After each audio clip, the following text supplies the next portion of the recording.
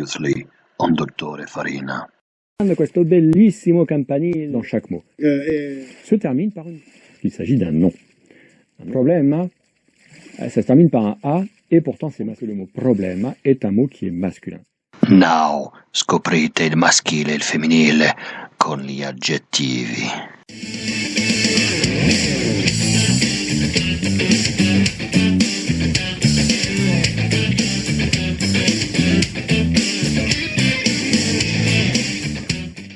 La deuxième catégorie de mots qui est intéressante, ça va être les adjectifs. Et là, attention, parce que dans ces adjectifs-là, il y a des règles bien précises et on ne va pas pouvoir aller au-delà de ces règles.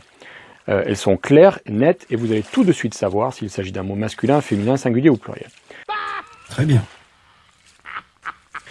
Dans ces adjectifs-là, vous avez trois catégories.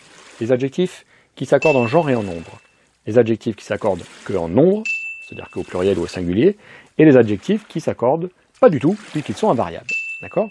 Première catégorie, et non pas takégorie, qui n'a absolument rien à voir. Il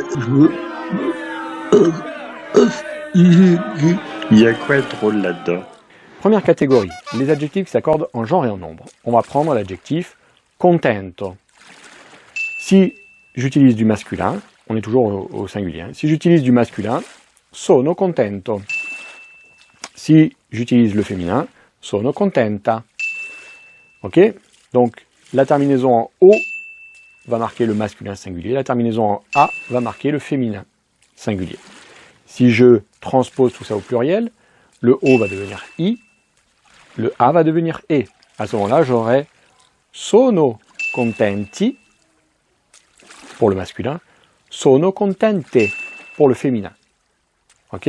Vous avez au passage remarqué que j'ai utilisé à chaque fois sono et sono, une fois en tant que singulier, une fois en tant que pluriel. Pour comprendre de quoi je parle, référez-vous à la vidéo sur l'auxiliaire SLR.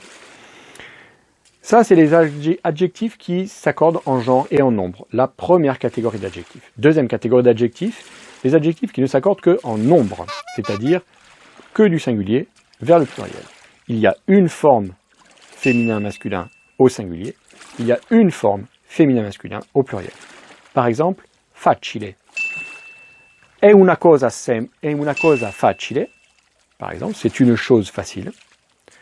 È un problema facile. C'est un problème facile. Je passe du féminin au masculin, et pourtant facile ne bouge absolument pas. J'ai donc une seule forme pour le singulier, et au pluriel, ça va être la même chose, une seule forme pour le pluriel.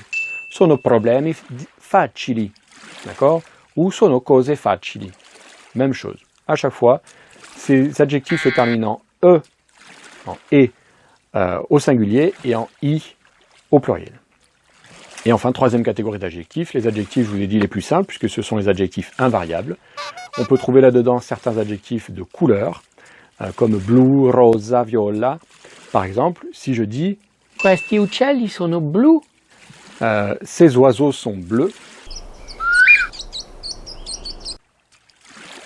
Ça existe. Ces oiseaux sont bleus, eh bien, blue ne changera pas. On ne va pas mettre de i, on ne va pas mettre surtout pas de s, aucune marque qui indique le pluriel. D'accord? Pareil pour les adjectifs empruntés aux langues étrangères. Queste case sono un po' kitsch e un po' snob.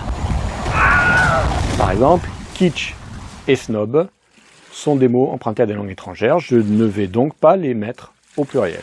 Ils restent invariables. Ok, on résume.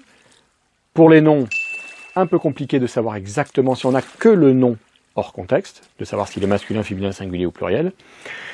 Pour les adjectifs, là on peut respirer. 3 catégories et 3 indications totales.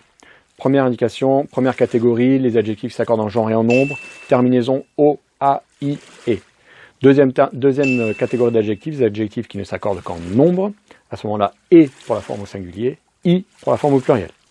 Troisième catégorie d'adjectifs, ceux qu'on vient de voir, les invariables, les plus faciles. On fait les choses, hein? Allez, on se retrouve une autre fois per un altro tutto di Dottor Farina.